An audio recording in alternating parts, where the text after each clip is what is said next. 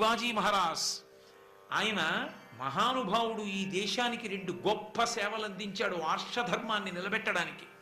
ఒకటి, గోవులను రక్షించాడు. గోవధ యథేచ్ఛగా జరిగిపోతున్న రోజుల్లో గోవుని రక్షించడమే జీవన కర్తవ్యంగా పెట్టుకొని గోవుల్ని కాపాడినవాడు శివాజీ.